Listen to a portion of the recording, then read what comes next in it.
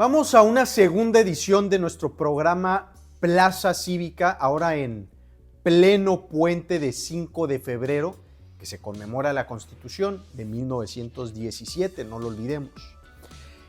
Les vamos a dar algunas de las noticias nacionales más relevantes para terminar con una de las noticias locales, estatales, más relevantes. Y comencemos, y no podía ser de otra manera que hablar de Donald Trump y de la relación bilateral México-Estados Unidos. Y le quiero platicar una pequeña anécdota de la que escribe la periodista Penilei Ramírez. La periodista dice que hubo una cena de gala hispana en honor al nuevo presidente estadounidense y no fue Donald Trump, pero sí acudió su hijo, que por cierto, como Donald Trump ya no se puede reelegir, quieren que su hijo sea el siguiente presidente de Estados Unidos.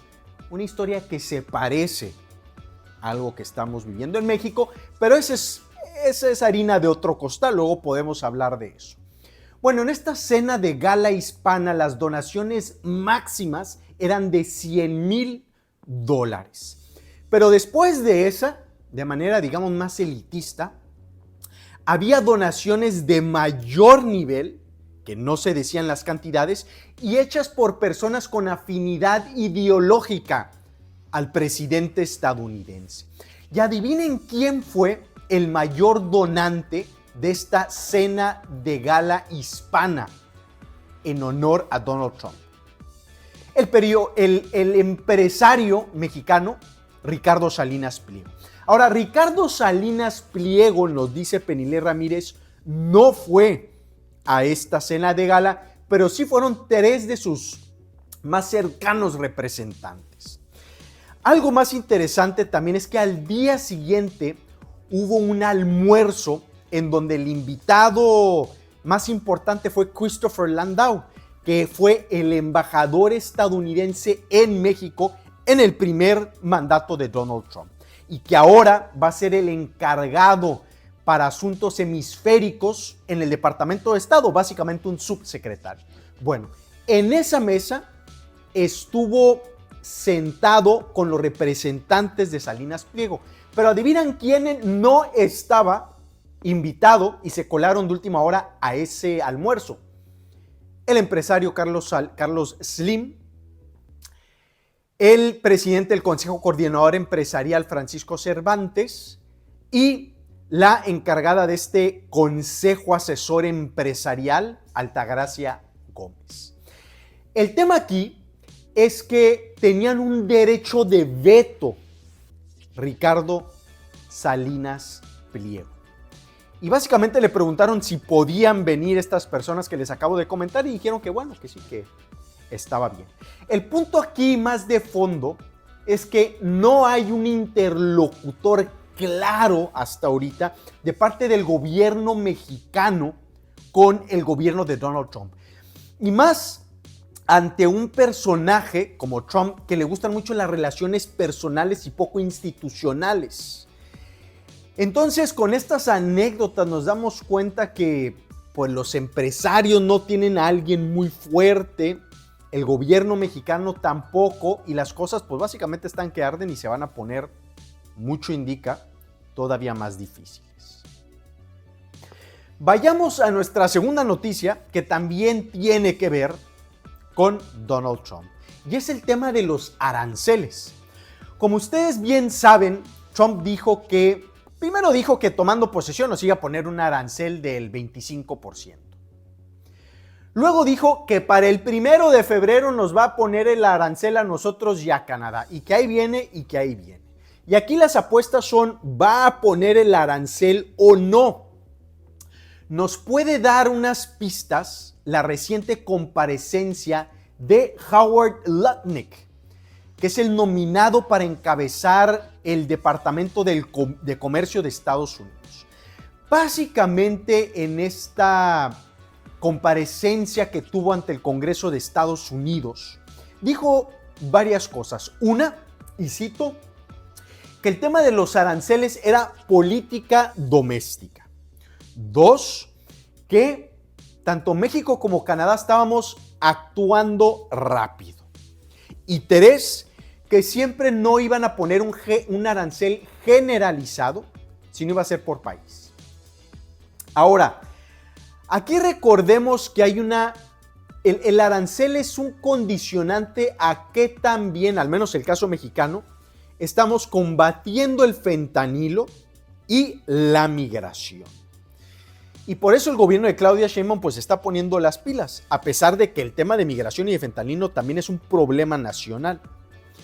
Ahora, aquí en México pues pertenece a esta esfera comercial de Estados Unidos y Canadá.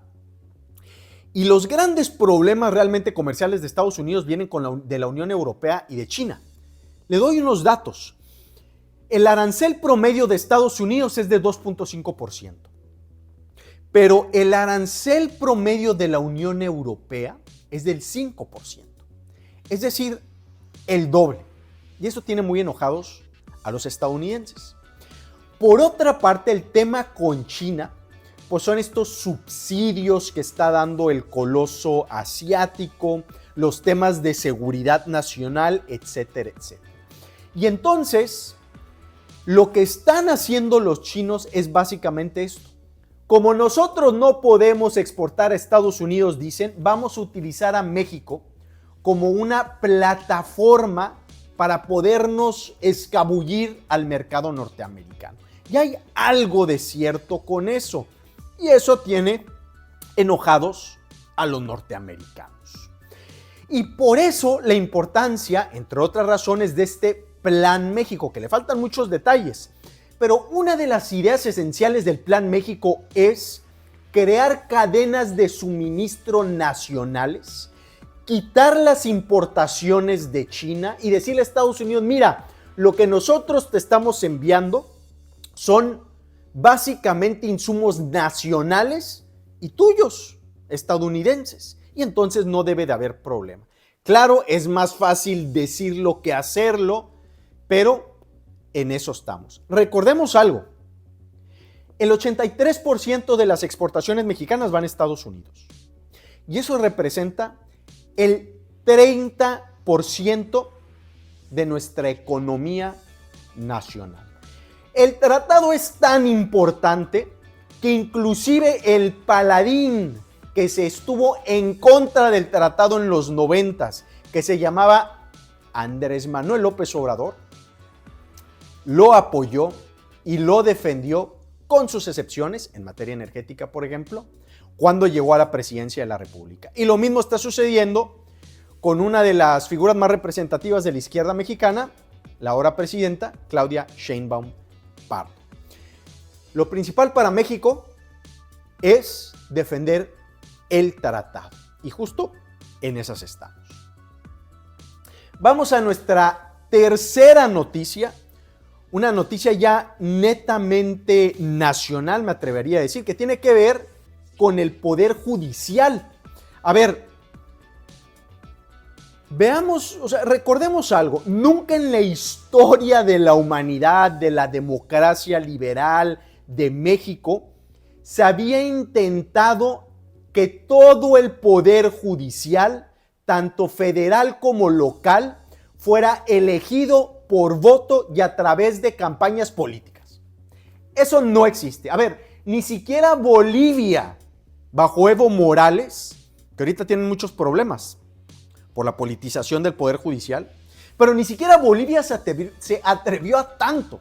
A ver, Bolivia lo que hizo básicamente es crear listas como México y la gente las va a votar directamente, pero no hay campañas políticas. Y no se elige a todo el Poder Judicial, como en México, que va a ser todo el Poder Judicial Federal y los 32 estados de la República. Básicamente, ¿cuál es uno de los meollos del asunto ahorita, que son muchos? Pues que el Poder Judicial creó sus propias listas, que está en manos de un partido político, Morena, que el Poder Ejecutivo creó sus listas de candidatos, que está en manos de Morena, y que el Poder Judicial iba a crear sus listas muchísimo más profesionales, con requisitos más estrictos. El tema es que un juez suspendió el proceso en el Poder Judicial y obviamente la Corte iba a resolver. Y como se estaban resolviendo, el Tribunal Electoral dijo no, se va a hacer en el Senado. A ver, el Tribunal Electoral ni tiene facultades. El Senado ni tiene facultades para elegir a las listas del Poder Judicial, pero lo van a hacer. Y eso es una probadita de lo que está por venir, ¿eh? O sea, aquí cada quien hace lo que se le pega la gana. Que de por sí era un problema histórico en México, ahora todavía más. O sea, vemos que hay una caída en la inversión extranjera directa nueva, como no lo habíamos visto en 20 años. Vemos una caída en el empleo en el mes de diciembre de más de 400,000 empleos que no habíamos visto desde que se tiene registro en 1997.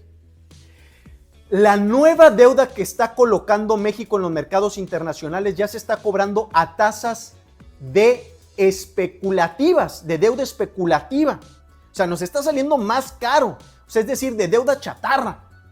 ¿Y a qué se debe eso? A Trump, pero a la incertidumbre que está ocasionando la reforma en el Poder Judicial.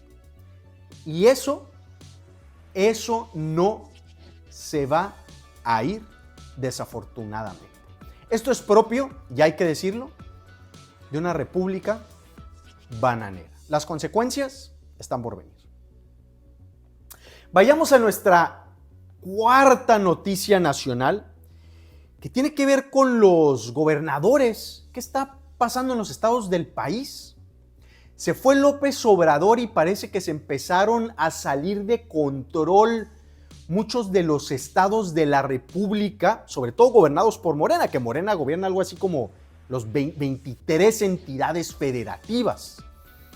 A ver, vemos Sinaloa, con el gobernador Rocha y la gente ya harta de estos lazos entre el gobierno y los cárteles y la inseguridad y estos comentarios tan poco empáticos de parte del gobernador. Vemos en Tabasco que el nuevo gobernador está diciendo que el secretario de Seguridad Pública Estatal pasada estaba coludido con el crimen organizado. Y adivinen quién era el gobernador pasado. Adán Augusto López, que hoy coordina a los senadores de Morena y que fue y es muy cercano a López Obrador. Estamos viendo en Morelos, que ganó Morena, que la nueva gobernadora está haciendo toda una serie de señalamientos públicos contra el exgobernador de Morena, también Cuauhtémoc Blanco, por corrupción y colusión con el crimen organizado. Por cierto, Cuauhtémoc Blanco tiene fotos con miembros del crimen organizado y estuvo en el segundo lugar de las listas plurinominales, solo por debajo de la muy respetada Ifigenia Martínez, que acaba de fallecer, para entrar a la Cámara de Diputados y así tener fuerza. En el segundo lugar, ¿eh? Estamos viendo también Veracruz, que lo volvió a ganar Morena, pero hay ahora señalamientos serios de corrupción con el gobernador saliente, que fue un desastre, Cuitláhuac García. Esto puede afectar mucho a la presidencia de Sheinbaum. Ahora, a mí me da aquí un poco la idea que el gran carisma de López Obrador, pues básicamente era como una capa que podía proteger a muchos de los gobernadores del país ante sus ineficiencias y corruptelas e incompetencias, etcétera, etcétera. Pero se fue López Obrador y al parecer lo que vemos es una presidenta que no tiene esa capacidad, y lo puedo entender, básicamente nadie la tiene más que López Obrador, de seguir protegiendo a los gobernadores. Es decir, el carisma de López Obrador los protegía. Y ya se fue y estamos empezando a ver todos estos problemas en muchos estados del país que le pueden traer eventualmente problemas serios a la presidenta Sheinbaum. ese es un tema para ver. También aquí en Baja California, por cierto. Y vamos con nuestra última noticia. Esta sí, local. Hay mucho que decir, obviamente, en Baja California. Pero ahora sí llamaron la atención las declaraciones de la gobernadora que ante protestas magisteriales por la falta de pago, dijo, y cito, ya me cansé de estar delegando. Recordemos que anteriormente también ha habido muchas protestas en el Hospital General de Ensenada, de Tijuana, de Mexicali, por la falta de insumos y también de pago a mucho del personal médico. Y la gobernadora pues ya está cansada de estar delegando. Ahora, ¿cómo nos podemos tomar esto? O la gente de su propio gabinete no le está haciendo caso a la gobernadora y entonces hay un problema de falta de autoridad política, que eso es muy grave. O hay un tema de incompetencia burocrática. Es decir, la gobernadora tiene autoridad al interior de su gabinete, pero no hay la suficiente competencia de parte de sus servidores públicos para llevar a cabo las tareas que ella les mandata. Recordemos algo aquí, pues, un tanto interesante. Morena no tiene cuadros políticos en Baja California. Y hasta cierto grado eso se entiende porque el PAN gobernó el estado por más de 30 años. Entonces llega un partido político nuevo y es difícil pues gobernar con puros cuadros de ese partido político. Ahora, López Obrador también, bajo una política muy personalista, no creó cuadros al interior de Morena. Pero por otra parte también tenemos el serio problema de que no tenemos cuadros burocráticos que no obedecen a partidos políticos en el estado. O sea, es decir, llega un líder político y barren básicamente una parte importante de la burocracia para ellos poner a pues sus políticos. Básicamente es agarrar hueso. Y esta gente pues no sabe. Luego están en puestos en los cuales no tienen experiencia ni estudiaron eso, etcétera, etcétera. ¿Qué es lo que debemos de hacer en Baja California para evitar estos problemas y que los gobernadores digan, ya me cansé de estar delegando? Independientemente de qué partido sean, pues crear un servicio profesional de carrera estatal. Es decir, gente que entre a los puestos públicos por conocimientos, por experiencia, con exámenes de oposición, cuadros profesionales, como los tienen en todos los países desarrollados. Un estado fuerte. Y que cuando lleguen los nuevos líderes políticos, que eso sí se cambian, pues bueno, cuando lleguen los nuevos líderes políticos, van a tener cuadros profesionales en los cuales puedan llevar a cabo el mandato popular. Y ese es básicamente el problema que estamos viendo en Baja California y que no se va a ir. Pues básicamente esas son algunas de las noticias nacionales más importantes. Una noticia local de relevancia. Viene la Serie del Caribe y vamos a ver pues cómo le va a ir a la gobernadora ahora en la inauguración. Tal vez va a ser un termómetro de su popularidad y vamos a ver qué tal se desarrolla la Serie del Caribe, que la última fue hace algunos buenos años y Mexicali fue un muy buen anfitrión. Ojalá se pueda repetir.